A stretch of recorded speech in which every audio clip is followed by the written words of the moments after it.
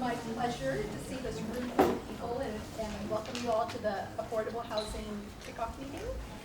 I'm Haru, and I'm one of the partner co-leads with Carol, who we'll meet shortly, and Jody. And yeah, it's just so exciting to see all you guys in this room. We don't normally get such a large turnout. So normally at SV2 we go around the room, as you guys know, and introduce ourselves. But given this great problem that we have today, we're just going to get a sense of who's here. And I'm gonna, if you're a SV2 partner, if you could please raise your hand. Wow. As you can see, this is an important topic to us that we all care a lot about. If you're a guest or a prospective partner, raise your hand, please. Welcome. Please meet any of these friendly people who are here and get to know more about us. And just for just the panelist information, just like to know, like on a scale of 1 to 5, 1 being not very much, and 5 being very high, where do you think you are in terms of knowing about affordable housing and this issue? So if you feel like you don't know anything, raise your hand at 1. Awesome. 2, if you feel like you know a little bit. 3, you kind of know a little bit but want to learn more. 4, if you kind of, more on the expert scale. And 5, if you really feel like you should be sitting at this table here. You guys should raise your hand. Okay, well, with that, I'm going to turn it over to Harold and, Jody. We'll tell you a little bit more about the grant round. It's so much fun to be together here because Harold and Haru and I have been planning and getting things set up for this grant round for a few weeks now, and thrilled to have our panel here. So it feels like a culminating moment as we start our program year together, so really glad you're all here. I wanted to start by sharing a little bit of context with you all about how this event fits into our work at SV2 and into what we'll be doing this fall. So that's overview and context. Then we'll have our expert panel, and then we'll take some time in pairs to debrief what we've learned from the panel tonight. And then at the end, I'll be sharing a little bit more logistical information about the grant round that's coming up. So just to start, many of you have seen this slide because we've used it over the last couple of years. But for those who are new or less familiar, I just want to take a moment to explain our Pathways to Opportunity grant-making initiative at SV2. So Pathways to Opportunity was developed at SV2 a couple of years ago. And it really stemmed from our interest as a community in understanding systems change and getting sort of deeper underneath the problems that led to lack of opportunity for people in the Bay Area. So wanting to understand evidence-based levers that help people move out of poverty and into more opportunity in their lives. And so we wanted to get at root causes and understand levers for change. And so out of that work, we did a lot of research a couple of years ago to understand sort of in general how people think about this issue. And out of that developed this framework, which again, many of you have seen and will continue to use here, which is basically agreed upon levers that help people move into more opportunities. So that would be education, workforce development and career pathways, and then basic needs including affordable housing. So there's nothing really controversial here. It's basic, but we're particularly interested in understanding in our grant making and impact investing work here how these different levers come into play. Sometimes there's a grant round that we offer that looks at more than one circle, sometimes just one circle. Sometimes we will be looking at that based on age or geography. So this framework is something that we're using. We've committed to a 3-year grant-making strategy in our Pathways to Opportunity framework, and this is actually year 3 in that, so we're just kicking that off. So in our first year we ran a grant round that looked at both education and workforce development. And then last year we looked at education and basic needs, including health, but based on birth to age 8, so early years of life. And then this year we'll be looking at affordable housing, so we'll be looking down here in this bottom circle Later in the spring, we'll be offering another grant round, which will look at all 3 circles in a particular geography in the Bay Area. So we're enjoying sort of looking at this in different ways and using it to shape our grant making together. So I just wanted to share that context and then turn it over to Harold, who will introduce our panel. As Harold comes up, I just want to let you all know that a little bit about some of the papers on your table. So you'll see this one, which one of our panelists, Jackie, kindly put together for us. So there's one for each of you to take with you and use as a reference. It has to do with income levels in the Bay Area. And then there's a longer stapled one, which is a memo that Steve Levy wrote, which sort of gives an overview of affordable housing in the Bay Area. So just wanted to let you know what those are and the resources for you to take home. Yep, and Harold. Great. Thank you, Jody, for providing such a great overview of SBT's action plan. There's no doubt that housing is such a complicated, intricate issue where we all wish to learn more about it. So without further ado, it's my pleasure to introduce 4 veterans in this sector today as our panelists tonight. So first, to my right, we have Mecca Teti, who is the Director of Location Strategy and Site Optimization at Facebook. It's great to have you here tonight, Mecca. And next, we have Carl Galante. Carl is the I. Donald Turner Professor at UC Berkeley, who is currently the lead at the Affordable Housing and Urban Planning Department. Welcome, Carl. Thank you. Next in line, we have Jackie Morales-Ferran, who is currently serving as the Housing Director at the City of San Jose. Jackie has been in the sector for over 20 years.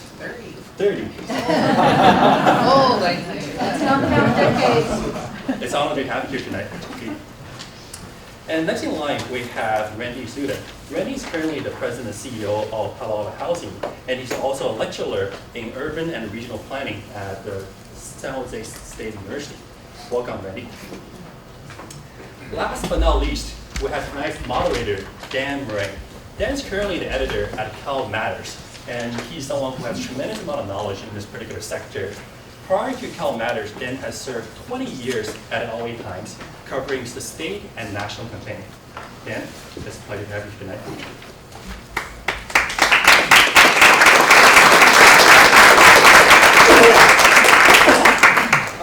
Well, thank you all for Sorry, we coming. need to turn off the projector. Can you do that, Harold? Yes, I will do that. Thank you.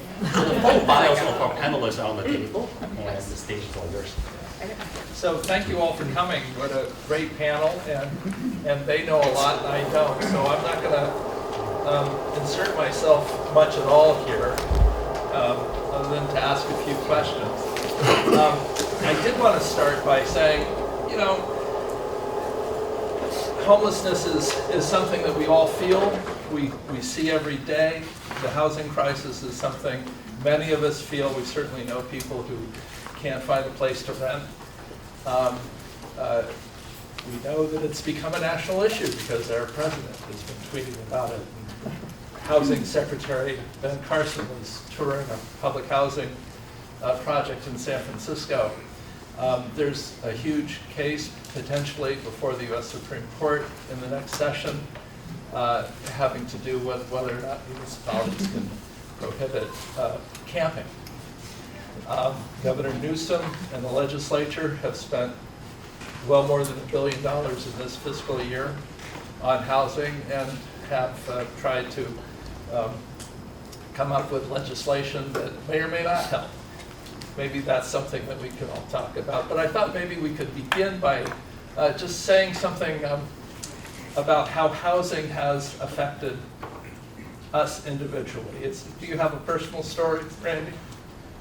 I guess my personal factoid is really just is to talk a little briefly about my grandparents on my mom's side.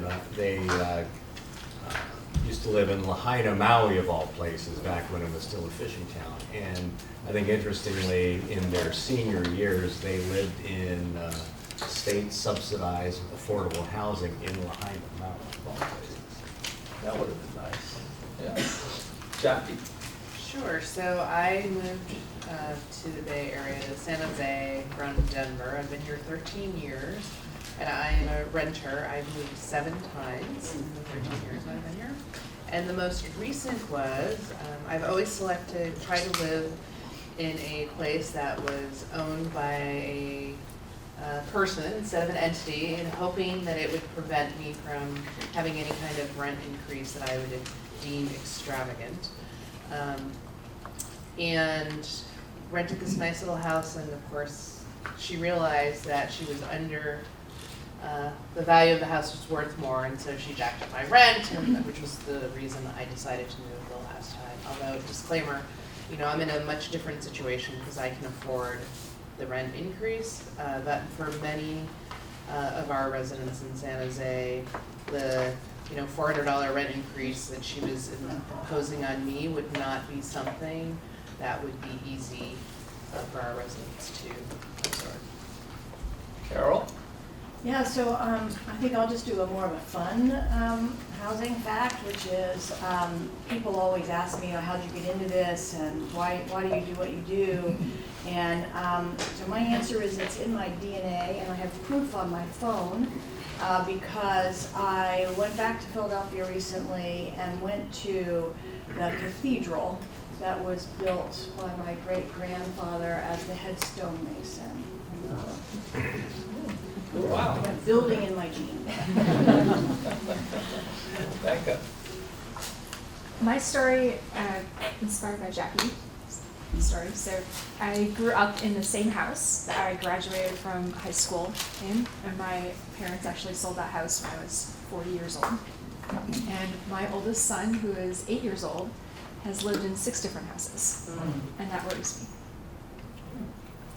Yeah, well, so I was based in San Francisco for the LA Times, and my wife and 3 kids were living in Palo Alto, not far from here, and realized we could never buy a house here. This was 1991, so we moved over to Davis, and where we were able to scrape enough together for a house. So my question is, this is not new. Carol, maybe you can talk a little bit about how we got here. How we got here. Yeah, so I think just, and others should jump in on this, because I think there's the long story and the short story, or the old historical story, which I think the seeds of where we are today definitely are historical. And I was talking recently about this, but just think about when was the last time that the federal government and the private sector, joined forces, worked together to make a major impact on the housing stock in the United States of America. Post-World War II, okay? We were going to house all these families, so soldiers coming home from the war, and we set a pattern of development of single-family homes. 70% of the United States are single-family homes. But yes, the builders built them, but the federal government paid for all that highway, all the transportation, all the water and sewer and infrastructure needed to create the suburbs that most of us know and that many of us grew up in. And one of the things that happened in California in the 70s was, so that was a good thing in a lot of ways. We were housing our population. We were, if you worked hard, had a decent job, or again, my father, who was a World War II person, soldier, did not have a high school education. But he was able to buy a house with a government-backed VA loan. So we had this kind of marching together, and there was a lot of good about that. There were a lot of negatives. This was only for people who essentially were white and not Jewish. Jewish, not Jewish, yeah, not Jewish. So there were very terrible racial implications of this history. But in California, what happened is that we did a lot of development, and we housed a lot of people, and we made great communities. And then there was a backlash in the 70s, an environmental movement that, again, was appropriate. Anybody who's been out to Tomales Bay and the National Seashore was scheduled to be a subdivision. And the California Coastal Act has said, not so fast. So, so that's the long version of, we used to build communities to house our growing population. And for lots of reasons, there are lots of barriers to creating new housing to house the population that we have today. And we have, population growth, job growth, all of these things, and we do not have the supply of new housing and the right type of housing in the right place for what the population needs are of today. Last thing I'll say is, and it's now very, very expensive to build. And we can go into details of all the barriers and why that is. But this is a perfect storm of explosion of population and jobs and total lack of supply. So And Mike, I would just oh, jump go in ahead. to say, and the backlash continues because communities are also fighting the growth. Are fighting the growth as well. So there are many neighborhoods who aren't welcoming the densification of housing that we are trying to produce. Residents who surround those developments will fight tooth and nail to stop the development or lower the density of the development, which just exacerbates the problem and increases the cost because you have a longer road to actually build the product. I think what the issue, the housing crisis these days is particularly visible because now we're seeing the manifestation of 30 or 40 years of local land use policy that essentially locked in these old post-World War II development patterns. And we've locked in a series of local preferences that have made it easier and easier for local elected officials, city council members to approve offices, approve jobs, and have made it much more difficult, sometimes impossible, to approve more housing, particularly in today's environment where it needs to be taller and bigger and denser than it has in the past. And so Mecca, you work for a company that is growing still, and how do you look at housing? Because that's part of your job, right? Or that is your job. It's part of my job, Yeah. yes. And the way we look at housing and the way I think we've seen the market shift, especially in the last 10 years when we've produced, Carol is the expert on the actual data, 10 jobs for every new housing unit. The housing affordability crisis is felt more acutely now at the entire income spectrum. And it's been really disheartening for me to see as we've engaged in helping do our part in solving the crisis, almost a bifurcation within the housing dialogue of solving supportive housing for the homeless, and that's the priority. And we don't also look at affordable housing, and what I'm particularly concerned about is the housing for the missing middle, where there's no formal subsidy, and then there's the market rate. So the number of people who can afford the market rate is increasingly getting less and less because we're just growing more jobs and we're not producing the housing. So it's the lower end of the income spectrum, or the lower end of the spectrum that's feeling that acute crisis is actually growing.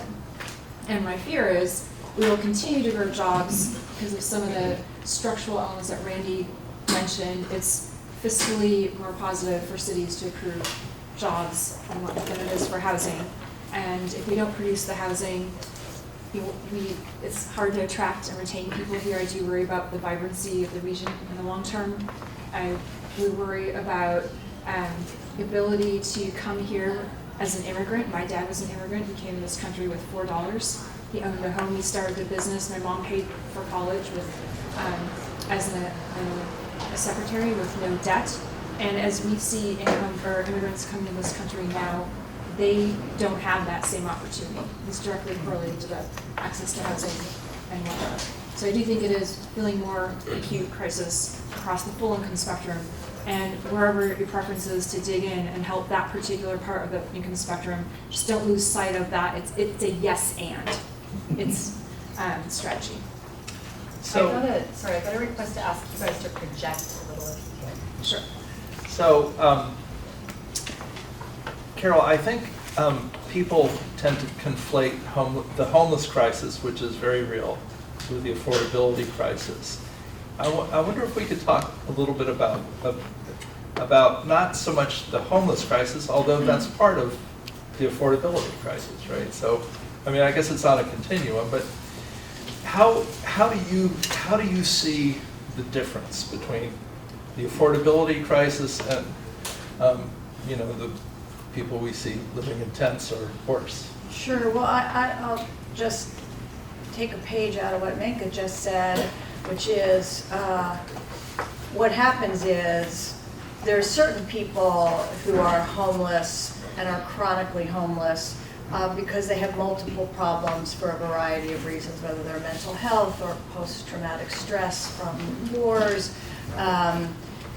So there are some people who have multiple problems that being stable, even if they are from a family that has the wealth or the money to take care of them, they'd still have a homeless problem. But what we are seeing is an increasingly number of people who are homeless and maybe not visibly homeless, maybe not chronically homeless on the street, but they are living in campers, they are living on couches, they are living in their cars, because there is this, as the supply continues to be constrained, the prices of rents go up.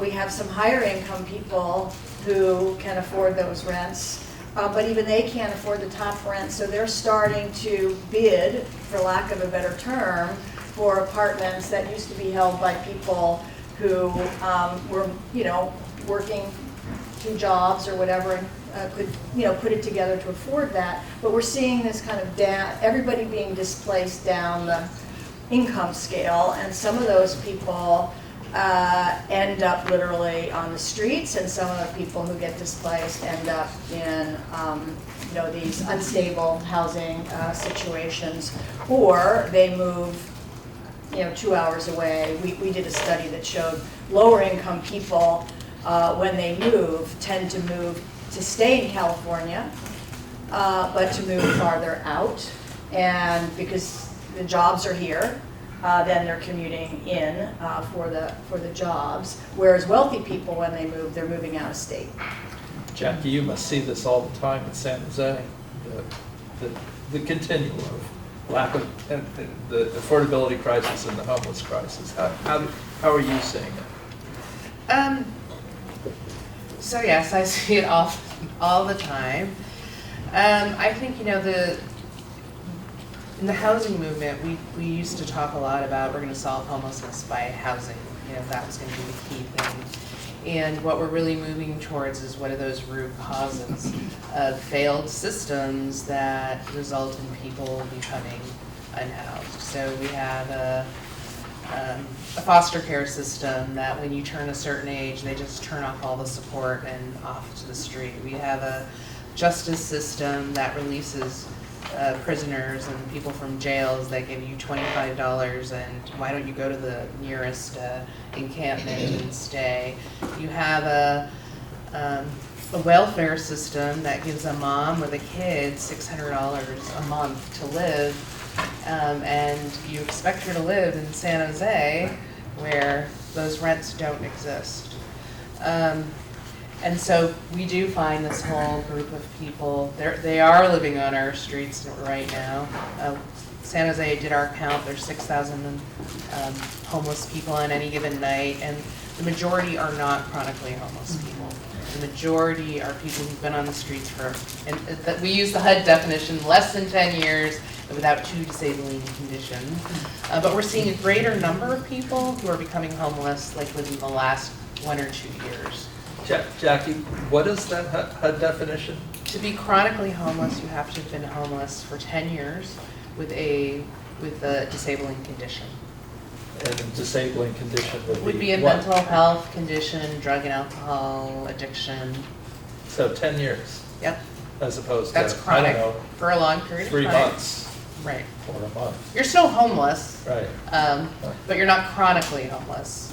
So this question of permanent supportive housing, San Jose just opened its first permanent supportive housing development this summer, 135 apartments. We are the 10th largest city in the country. So I think you have to put that in perspective. That's not good that it took us all this time, frankly, to open up something when we have, again, 6,000 people on our streets. But so I think the answer, or it's to look at the entire continuum, but also to recognize that for the majority of time, it's been our poorest residents that have benefited the least on all housing policy.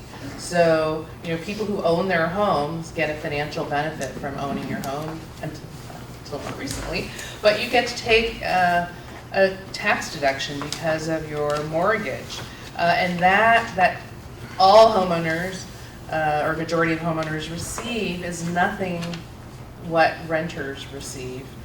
So we've always had this imbalance, and so while I understand the problem is deepening and it's widening, and we should absolutely think for solutions across, I think many times it's easier for us to say, yeah, the middle income, because they're like me. They're people I can relate to.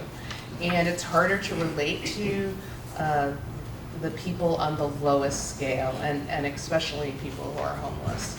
And I think we need to really think, you know, why is that for us that is such a struggle, because the need is so great. So Randy was saying before we started that he's in different phases of development of 7 different projects. Is that right? How long does it generally take from notion to somebody putting their head on a pillow? Moving in varies widely, but I mean, well, just call it pick one call of it the 4 7. years. 4 years? Call it 4 years from the time we look at a site, get through, design the project, get through the public hearings and the permitting process, do construction, and occupy. It's 4 to 5 years. And is there a way, because you have a planning background, you know about the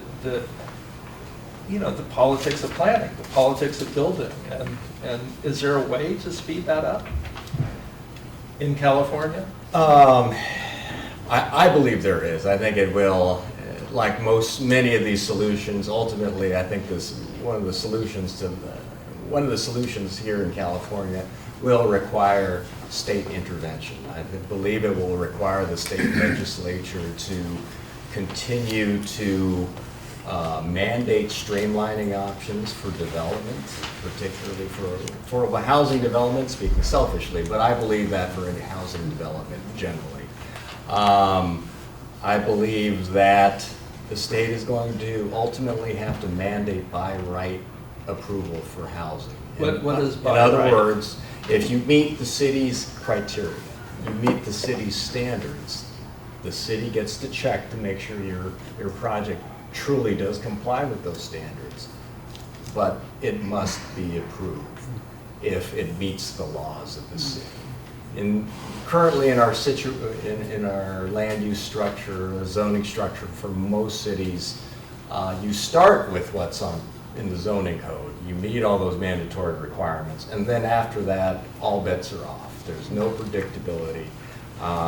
You typically will go through 12, 18, 24 months of negotiations, design review, all of which delays the process of getting units built, getting people housed, getting people off the streets, and providing people opportunities to live in a stable environment. So, you know, I was hopeful we would get more, frankly, out of this legislative cycle. We didn't quite get there. I'm hopeful we will get there in the next cycle. but I really do believe it will take state intervention. I mean, just speaking from the Bay Area, right? Right now, all land use policy, housing policy in the Bay Area there is no centralized, there's no coordinated housing policy in the Bay Area. We have 101 jurisdictions, meaning we have 101 different housing policies, 101 different attitudes towards housing our residents and our folks in all of our communities, and that can't stand. Well, I don't know much about housing, but I do know a little bit about Sacramento politics. And each legislator represents a district. And so if you're Mark Berman from Palo Alto, your interest is in housing and you want to see people housed, but you also want to get reelected. And so if you're a legislator from Marin County and there's a housing measure on the before you in the budget, you hold out until you get what you want, which is an exemption, which actually happened a few years ago. So legislators need to get reelected. Maybe, Carol, you've worked with policymakers in Sacramento. What's your perception of the imperative, the desire, understandable, to get reelected, to keep your constituents happy, but also to, carry out policy? Look, it's tough, and democracy is messy, and as I would say that this legislature, and I'll go back to even when Governor Brown was in office, really since we've seen this spike in the housing crisis, I would say starting in 2014, 2015, we kind of came out of the recession and woof, we had a big, it was like a hockey stick effect, big spike. There's been a lot of good work done, and it's incremental. The example that I really like to use is the first year I was back, I did some work because there was a bill in the state legislature. You were back from where? I was back from working for the Obama administration at HUD. So I spent 6 years in DC dealing with those crazy congressional people. Make Sacramento look like a piece of cake. But Senator Wachowski from Fremont and Assemblymember Bloom from Santa Monica proposed 2 different accessory dwelling unit ordinances. It took a hell of a time just to get them together on the same page. But they did, and it was a very, very modest bill that basically said every locality has to allow accessory dwelling units under certain circumstances with certain maximum requirements. So you can't add more parking if you're within a half mile of transit. And so they put some effort behind something that was still giving local governments discretion, but was moving the dial on a very teeny piece of how we can add supply, which is in backyards. Well, now, fast forward 3 or 4 years, the bill that's on the governor's desk on accessory dwelling units this time around is maximum fees, including for the utility districts, which are huge culprits of, charging large fees for these 200 square feet rental homes being put in people's backyards. When you say utility districts, you mean water, sewer, Water, electricity? sewer, electric. It wasn't To especially hook into these, they're jacking up the costs. Right. So, without going into all the details, incremental change, like 4 years in a row, on something that people say, accessory dwelling units, that's boutique, how many people is that going to house? The fact is, building permits for accessory dwelling units have gone way up in every major city in California since that first ordinance was passed. You gave people a roadmap, and more people took it. So I'm hopeful that, like Randy, that there's more to be done at the state level, and we're not going to get everything we want every year. This governor by the way, put more money out of the state general fund into affordable housing than we've had in decades. Now, Well, forever. Forever. We've never had this. yeah, Yeah. so, I mean, that's progress. Yeah. I'm sorry, excuse me, will there be time for questions You now betcha. or in the end, or how would you like? Yeah, absolutely. Which I gave two options, which one? At the end. Okay. Yes, I'm sorry. So do accessory dwelling units work for your employees, Facebook employees? I mean, is this the sort of thing that you can see as being a solution? I think they are one solution. We don't really look at housing for our employees. We look at housing. Our mission is actually very community focused. So we look at housing for our employees, and we look at housing for, which our employees, by the way, represent the full income spectrum, and counter to what you might hear in the media. So we do look at the full income spectrum, which is synonymous, it's a shared experience, the needs of the community as well. So ADUs are certainly one solution, but there are others that are needed as well. I mean, the ADUs alone will not do it. If you think we need 2 million new homes by 2070, ADUs are not going to get us there.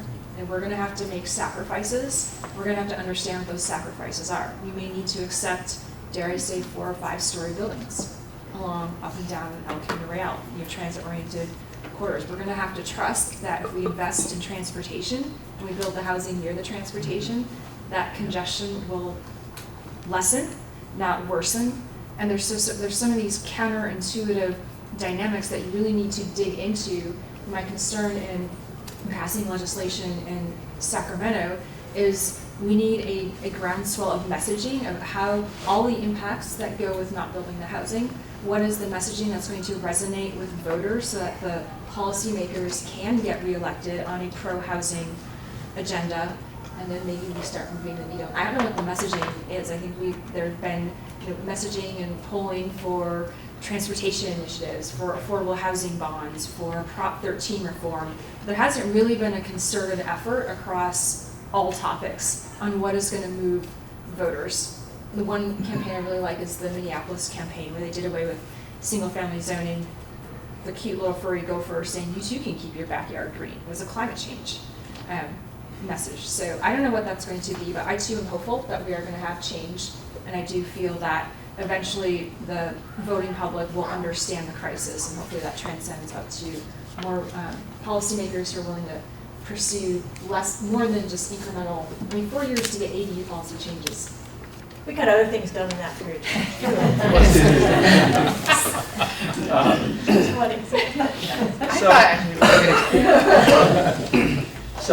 So do you, Randy or Jackie, do you have insights about ADUs, granny flats, also known as? Yeah, I mean, when you consider 90% of San Jose is single-family zoning, and our polling showed that 30% of people who own homes, when we asked the question, were willing to consider an ADU.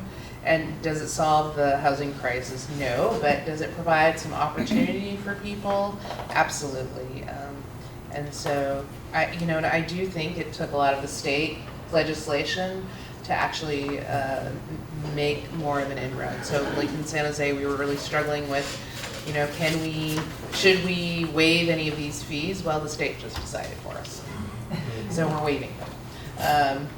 So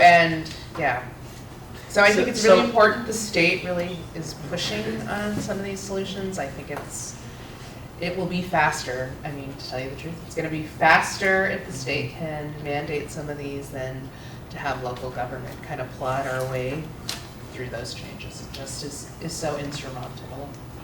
And I think it's important to keep in mind that whether it's EDUs or taller buildings or streamlining the process, it really will take the entire palette of solutions to address this crisis. We've dug ourselves into such a pit at this point. We're gonna need a lot of shovels and a lot of picks and axes and a lot of different techniques brought to bear in order to really make inroads and improve the situation. So it really isn't are ADUs the solutions, or condos, or maybe, 4 or 5 story buildings? It's gonna be really all of that and more. And if I could just, add one thing, and I'm sure you want to move on, but when you think about this, we have to add more supply, where are you going to add it? I mean, I totally agree, it's got to be a variety of solutions. The whole issue of, is it state mandated, or is there some different version of, let's not call it a mandate, let's find ways of, you've got targets to hit, you have a variety of ways you can hit those targets.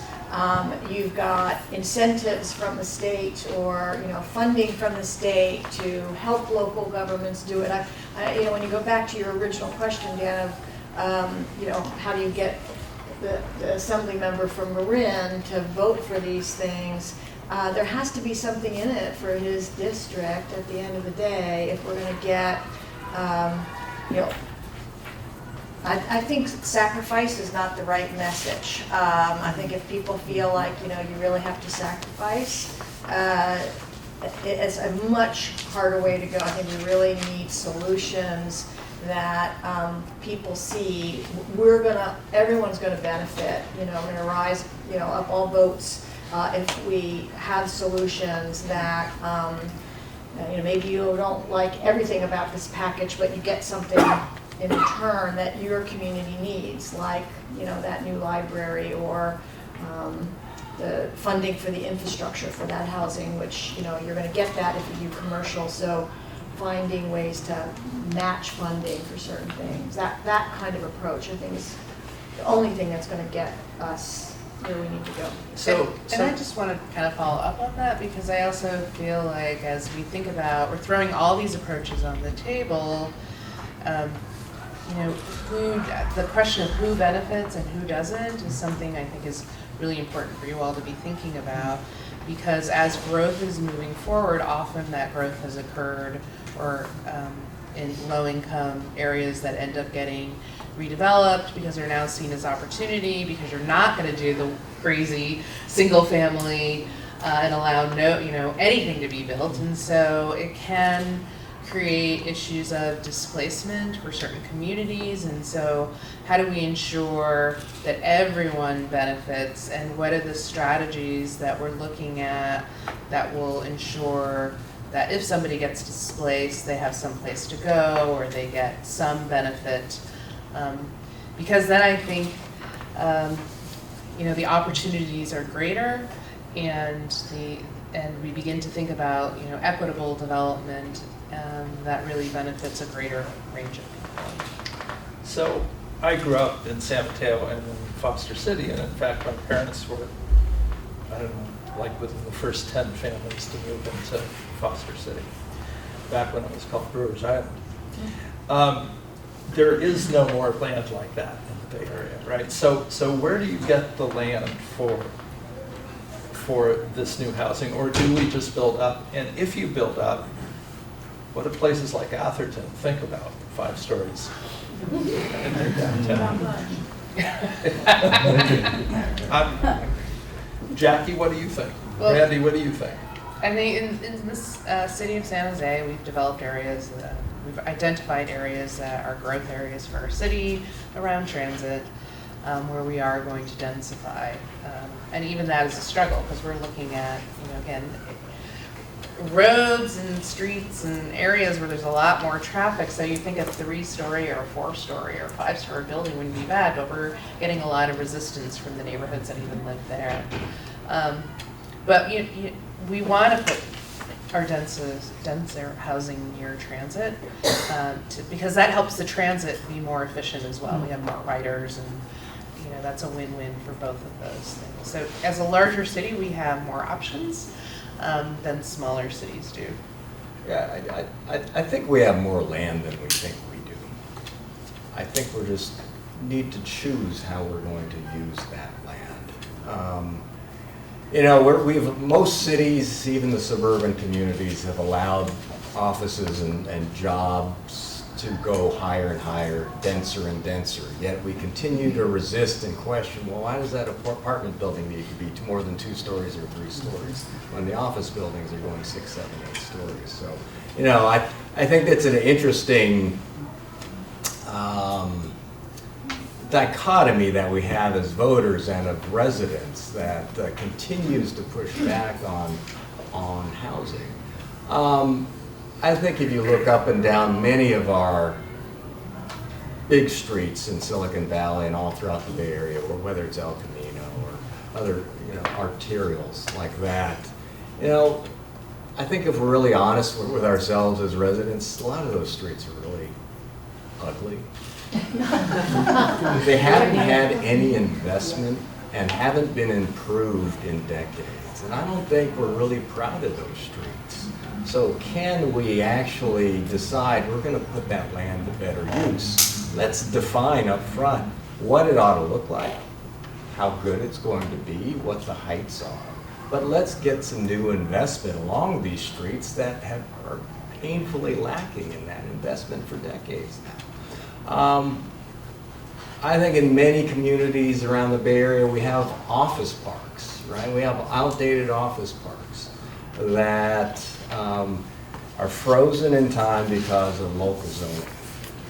In my mind, those are tremendous opportunities to actually look at, hey, can we put housing next to jobs? At least allow people the opportunity to make the choice to live close to their place of work and get people out of the car and out of our streets and off the freeways. You know, I think some of our major corporations support this concept. Once again, I think, you know, it takes voices, it takes voters, and it takes residents to urge the elected officials to say, you know, all these office parks where you can only do industrial and office, it's time for us to start revisioning what that can be. Let's create a real neighborhood here. Let's create a new neighborhood for our community that integrates residential and some retail and the offices in a way that just benefits everybody, gets cars off the road. You know, when I was in Mountain View, we did a study of this in North Bay Shore. And one of the interesting things that we found in doing the dreaded environmental impact report is that it had the potential to reduce trip lengths, not only in Mountain View, but could actually, in the best case scenario, reduce trip lengths throughout the county as a whole if you could get 10,000 housing units in North Bay Shore. So that's it. That's one area in one 12 square mile city. And if we can replicate that through Mountain View and Sunnyvale, Palo Alto, and Menlo Park, and Santa Clara, and San Jose, on and on and on and on around the Bay, then you have the potential, I believe, to actually make some meaningful change, not only in housing, but in transportation. So can I just add, because I totally agree, the land is there if you can unlock it. There's underutilized land, and you know, two other places that I think are important to think about. One is retail malls. So you're talking about, you know, R&D malls, but you know, huge opportunity of failed retail malls, and I know you have one down here in the South Bay. That's a little controversial, but but seriously, I mean, these are, and they're complicated. You know, you still have long-term leases on some of them, but huge opportunity. And the other, and Mike and I were talking about this, is public land. One of Gavin Newsom's first executive orders was to do an inventory of state-owned land that they're going to put out for a request for proposal to be developed for housing, if housing is appropriate. And if it's not, they're going to still put it out so it can be redeveloped as office or whatever, and whatever money they get from that will go into a housing fund at the state level. So they're serious about using state lands. I think they need to get a little more aggressive on with their local sub-agencies who don't want to give up their, anybody drive by the DMV site in San Francisco on Fell Street on your way out to the Panhandle. It's 4 acres with a little tiny building about this size of this room on it, and a sea of parking.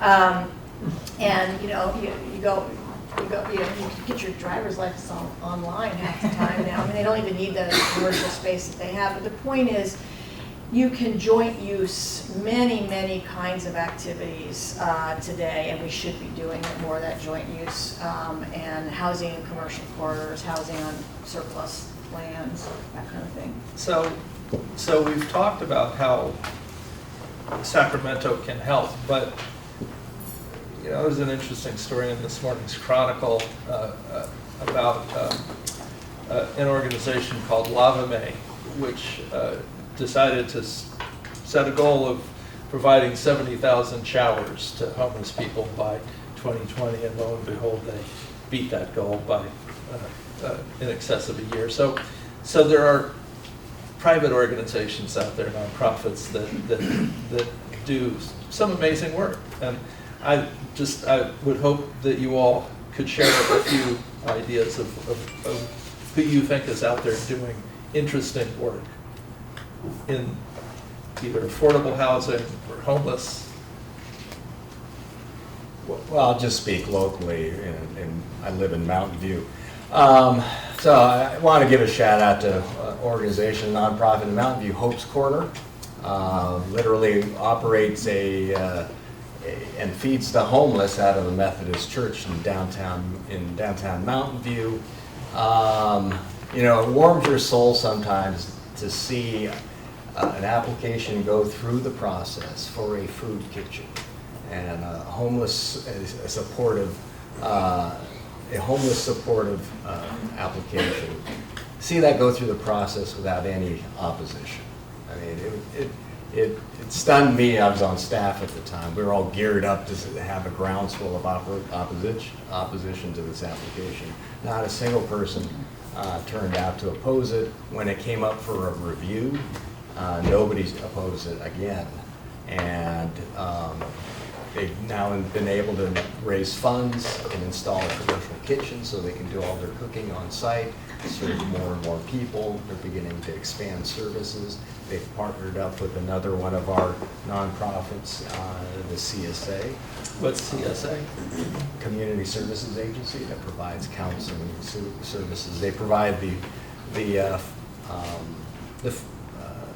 food kitchen for Mountain View. So, you know, I think we talk about legislation a lot, and I think that's necessary. We talk about what the local officials need to do, and that's great. But I think, you know, in terms of making a local impact, there's a lot of terrific nonprofits out there that are providing the services. They're on the front lines every day, and they're doing some great work. So those are just two examples, at least from my hometown. And Jackie, are there groups that you work with that you think are? Sure. I mean, I think I'll go back up to the policy level because there are too many nonprofits that do this work. Too many. I mean, well, no, because we have a lot of need. It's not but going to be Sophie's choice. Right. There's just so many of them. But when I think of the policy work that has made a real change I think in the South Bay, is for the first time we have our own local housing policy group, SV at Home, that has been advocating and coordinating and messaging for change in the South Bay area. So we've been very unique in that we haven't, frankly. The East Bay had a group, San Francisco did, and SV at Home is now a group that really coordinates around housing policy. And then I would say the sister group to that would be Destination Home, and I have to disclaim I'm on the board, but its focus is on homeless policy. And I think we've also spread it to include 30% that really extremely low income group, because as I've already said earlier, that group is the group that's most likely going to fall into homelessness if we don't do something. So those are the two groups that are working really hard on policy, and I would say also Working Partnerships has a strong housing policy focus as well in the South Bay area. So, having worked for HUD for 6 years, can government do this on its own? I definitely believe not. I mean, I think, government, you have to look to government for some funding, some regulatory, guardrails, rules of the road, and, good policy development. But, not to overuse my ADU example, but if you have good policy in place, you will get innovators who will take that policy and do what you want done. So I also, one of the things I do is we have our inaugural cohort of housing, a housing lab that we just selected. So entrepreneurial companies who are very focused intentionally on driving housing affordability. And we have 2 ADU companies.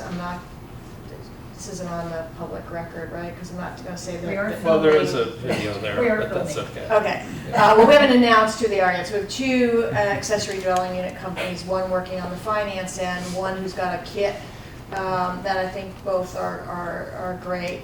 I think this factory in Vallejo, Factory OS, that some people might have heard of, that is doing apartment buildings, 4- and 5-story apartment buildings, using modular construction, saving 40% time, at least 20% in terms of cost. And they're building for the affordable housing developers as well as market rate. I mean, we need those kinds of innovations to go along with whatever policy changes we make. And we're in Silicon Valley. I think we can find them, the innovators. So, I'd like to chime in as well on the solutions, who it takes, and I think we've talked a lot about the big solves that need to happen, and some of these are really expensive initiatives. We focus on, we have our big affordable housing fund, we have a $75 million fund, we have a $500 million fund, there's all these big numbers out there, but we also fund really local groups like Rebuild Together. There's lower income households who can't afford to fix their roof. And that can be, a few $1,000s and huge impact on that. And that's, and we think of it in terms of the 3 Ps, and that's preserving housing. So we need to produce new housing. We also need to help people preserve the existing housing they have. And other groups that we support, we like to, small nonprofits like EPA Can Do, who are innovators in their own ADU program to help homeowners who are lower income, but they too should be able to afford to build an accessory dwelling unit because that's a source of income for them. That enables their elderly to stay in their backyard. It builds wealth for their next generation. They should be precluded from the American dream of transferring wealth from one generation to the next. And then there's other really granular ways like emergency assistance. Sometimes the instance of being displaced is as small as 1 month's rent. And then if you've read some of Matt Desmond's work, Evicted or whatnot, sometimes that's all it takes to be homeless, the border between housed and not housed. So I do think there are some very granular ways that you can have impact as well, in addition to all the big numbers and the policy change. Absolutely. well, I know that this is an engaged audience, and I'm sure there are people who have questions. I know John has a question, if you'd like to start off. Okay, well, Speak loud. thank you. First, pardon? Speak up loud. Okay, thank you. And first of all, impressed with the panel and thank you for sharing your insights. So I have this big, question, and I'll try to keep this brief, but we know sort of the solutions. We talked, everybody mentioned all the different solutions. Then we also talk about, in this essence, many ways, political will. And I'm thinking that what I think is a bigger issue is the political will issue and what goes behind that.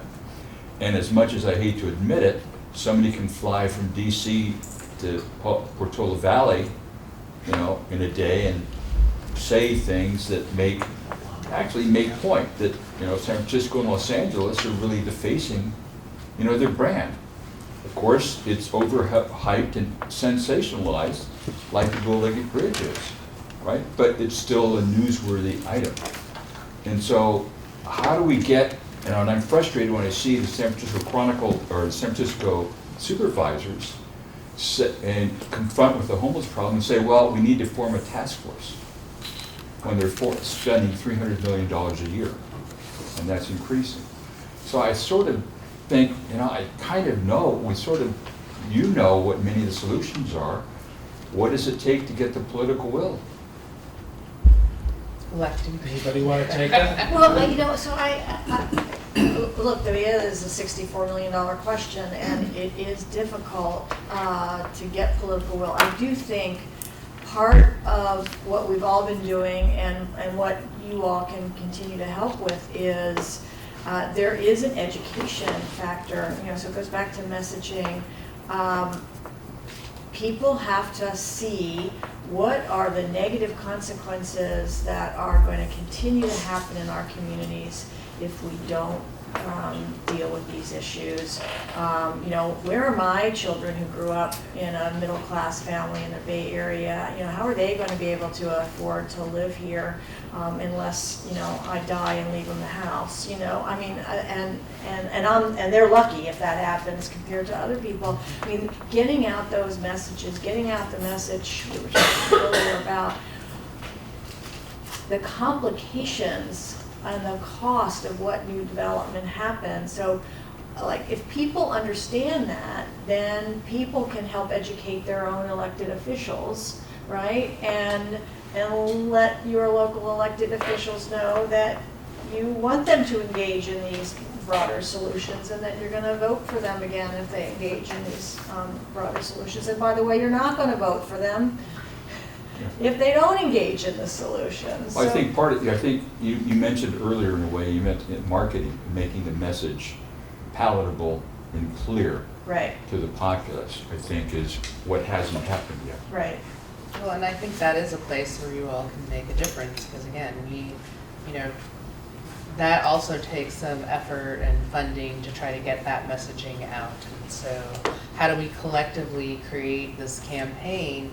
Because I can tell you in most of the districts in San Jose, we have a candidate that is interested in housing, and we have another candidate that isn't interested so much in housing. So I'd even go a step before. Who are the candidates who are running, and how do we get some support for candidates who are running that are running based on housing and are pro-housing as well? Because we don't necessarily always see that as their top agenda item. And I definitely think there's huge opportunities especially in the South Bay, to do more work on this messaging and a collective messaging campaign. Susan? Following up on that, it seems to me that Santa Clara County has done an amazing job with SV at Home, with messaging, with what I would call the YIMBY movement, the people who are proactively supporting affordable housing and getting the message out, getting the citizens engaged. Do you see some progress in other counties, or do you see other counties beginning to try and form groups like that to replicate some of the success in Santa Clara County? So I definitely see some other groups. There's a group that's based in Oakland called the Tech Equity Collaborative, and I think they work down here too. So they're different than an SV at Home. I think it's a slightly different tack, but they are basically organizing tech workers.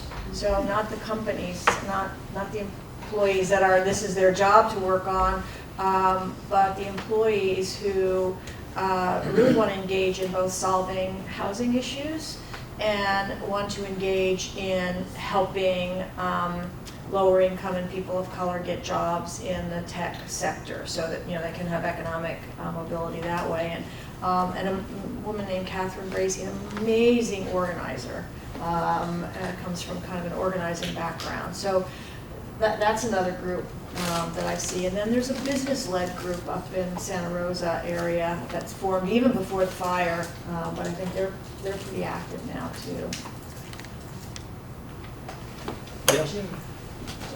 A couple of the multifamily development projects that I've seen go through the approval process in our city have been there are these incentives that the state has established for providing some below market rate units in the developments. And of course, the developers are going to optimize this financially and provide just the very minimum of below market rate units in order to collect their incentive.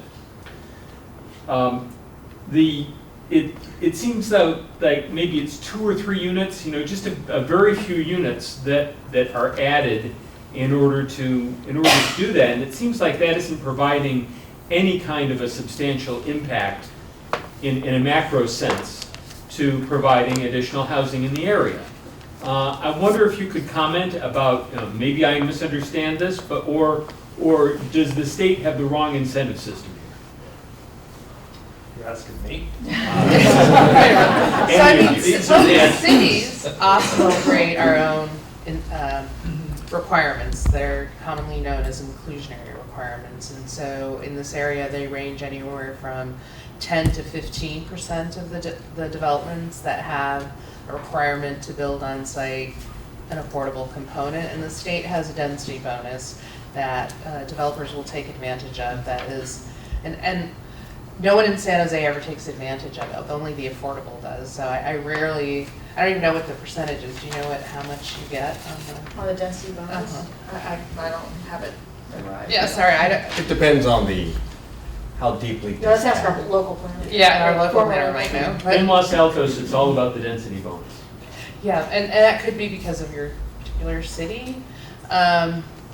So yeah, it's not huge, but the whole point of it is to get those incentives. And I think back to Carol's point that the cost of development, the challenge is balancing all these requirements and ensuring that we have a requirement that a development can actually meet so that they'll build, right? That's what we all want. We want them to be able to build. And the incentive package is really important in trying to create that balance between what we're requiring of them and what they'll receive. We just a little commercial for a piece that we just did that came out called Making It Pencil. It's on our Turner Center website, and we have a little dashboard. So part of what you need to be able to conceptualize is the city may give a incentive under density, but then they require, I'm making it up, 2.5 parking spaces per unit that, cost you a lot of money to build. Or they have development fees that are $40,000 a unit. So you've got to look at the package of what is being required of that developer, including inclusionary. And you can do more inclusionary, right, if you give other incentive besides the density bonus, or other concessions that you would normally have in place to try to get to a package where you're getting a higher percent, enabling it to pencil and still have a higher percentage of inclusionary units. Carol, you said pencil out. Pencil out. Does we used to do what is the math it with and pencils. does it? Yes, yes. I still use one sometimes behind my ear. Pencil what out and does it pencil out? So what I'm referring to is, does the math work to make a building financially feasible for a developer to get a bank loan, to get the equity he or she needs to actually produce that project? So what rents are you getting and what are the costs that go into building the building? And what costs go into building the building has a lot to do with what your zoning, your planning requirements, your other fees, all the things that the government puts on you. It's not the only thing, you also have your hard cost of construction and your architects and all of that, but that's what I mean by making it pencil. Do apartments pencil out in the Bay Area? They did until very recently, and I think there's a big question right now in some markets whether the construction costs have gotten so high because we have a labor shortage and other reasons. I think there's a question about whether we can still make it work with these market rate rents that, without making the market rent rents go so high that, you know, people are just not gonna do it. There's not enough people who can afford $6,000 a month.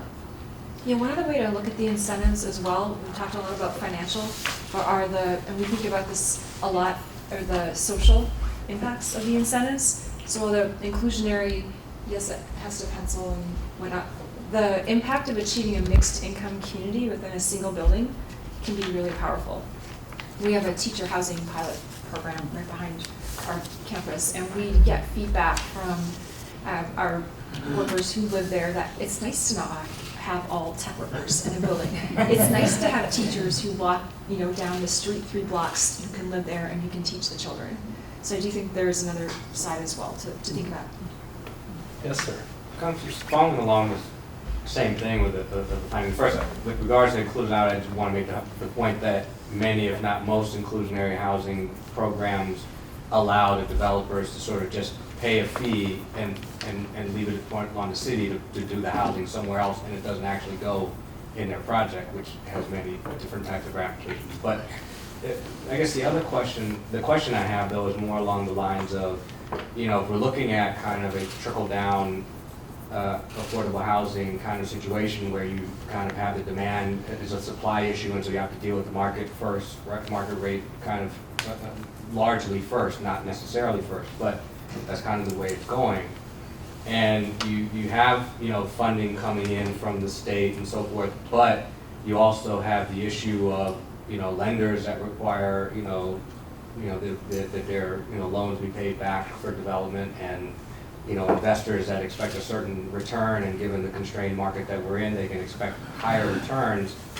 You know, is the funding that's coming from, you know, the state and other sources enough now? And if not, what, and not necessarily just funding, do we need to get past that sort of hump of being able to have housing that can become affordable again? Well, I'll take, you know, some others Do we have to build try up because land is so expensive? Well, land's expensive, so I would just say, I don't think there's enough subsidy money in the world to buy our way, to subsidize our way out of the problem, right? You know, so I think the LAO, which is the Legislative Analyst Office in Sacramento, did a study, I think it was about 4 years ago now, so those numbers are old. And at that time, they were saying, I think it was like, the state would have to put in $240 billion, you know, to get to the number of low-income units that we needed back then.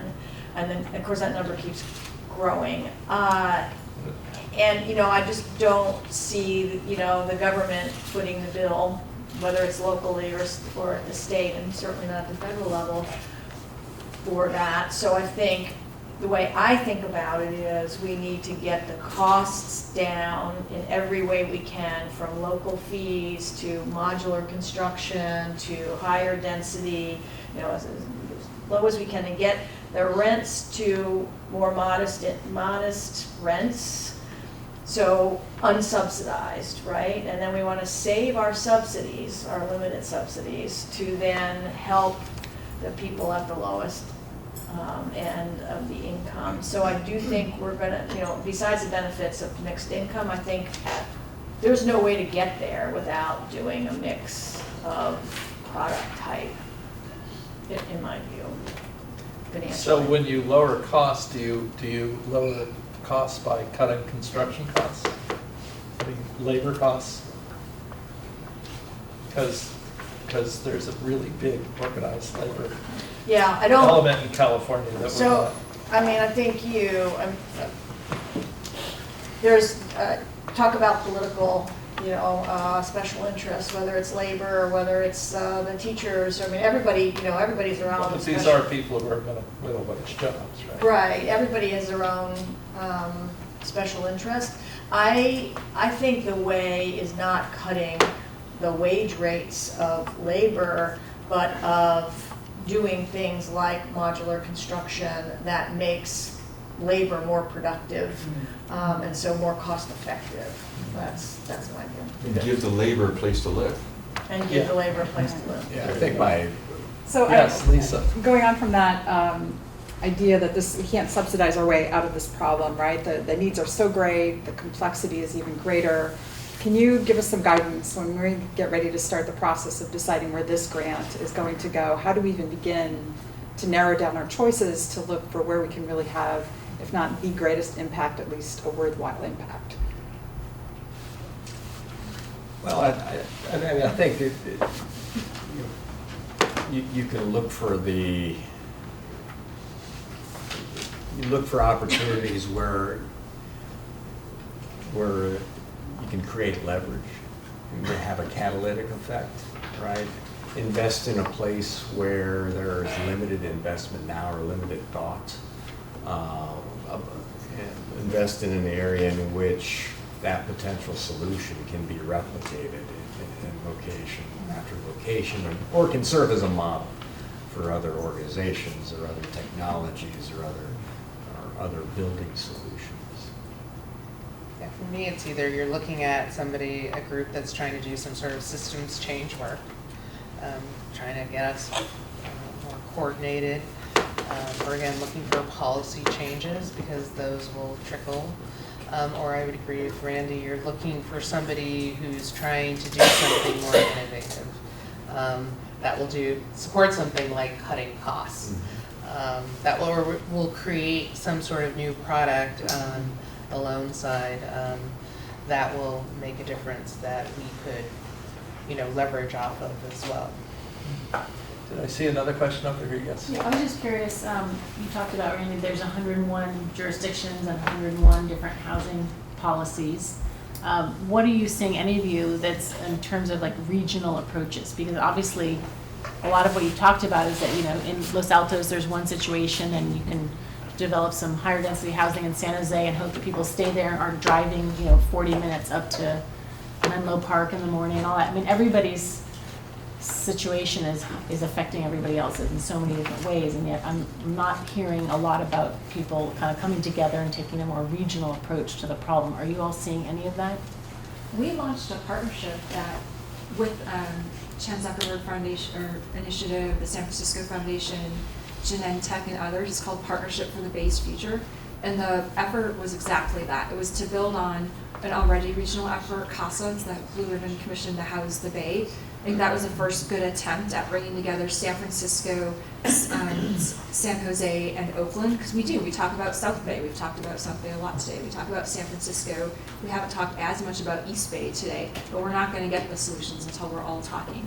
So I do think those are two good efforts that have made good progress, but they're also very big city focused. We have to do better in bringing in the smaller cities along the way because they have different need types. So I do think there's a groundwork there, but there's more work to be done. And some of the lessons that we've learned this year are through the state policy shortfalls, where we were so focused on not only just regional, the Bay Area, that we lost sight of who else can impact our policy decision making. So Los Angeles didn't like SB 50, a major housing production bill. And we don't have SB 50, we might go ahead next year, but not now, because we lost sight of the fact that as a state, we're facing similar challenges. So yes, we need regional solutions. There's groundwork to leverage, there are partnerships in place. They need to go further. I think there's momentum this year. I'm feeling momentum, that they're expanding. And I'm really encouraged to see more outreach now towards Southern California as well, to bring them into the mix. And then maybe we start to get somewhere. There's a bill that passed the legislature that is on the governor's desk to create a regional, that also came out of this CASA compact with the Metropolitan Transportation Commission. So kind of connecting transportation money and housing needs, and it's got a long way to go to figure out what that regional entity would do. But the idea is it could, raise, say, a regional tax, that goes into a regional fund. So I think one of the other things is not every community, you mentioned Atherton, is, maybe going to be able or willing to do what, its quote fair share would be. So, like, do we allow more, regional credit, for getting it built elsewhere or something like that. Well, So- it is true. So Senate Bill 50, for you all who do not know what that is, and my guess is most don't, right? It has, it put an incentive for cities to build housing near transit. So it would work really well in the Bay Area. But if you're building a light rail line, metro line, from Pasadena out to Ontario Airport, there are cities out there that just do not want this, and they have representatives who oppose it. So, so, you know, what works in San Francisco and the Peninsula does not work in Claremont. It's kind of what I learned following that story this year. It'll come back next year. I would So- say it's not just regionally housing. Yeah. Housing needs to play with the other, like transportation, the environmental movement, the labor movement. I mean, right now, we can splinter very easily on our own causes. If we really want to get more momentum, we actually need to stop fighting each other, because now we're all losing. So we need to figure out who can bring voices that really should be more aligned, those advocacy groups that sometimes, you know, barely talk to each other but will when they absolutely have to, but are, you know, could be key partners in strengthening a more progressive agenda. So we were gonna stop at 8, and the hour of 8 has arrived. If anybody has a closing comment, people are gonna stick around and would be delighted to answer any personal questions, any specific questions. Any closing remarks? Well, I think this has been really interesting. I've learned something. I hope you all have too. And we'll be around for a few minutes. Thank you.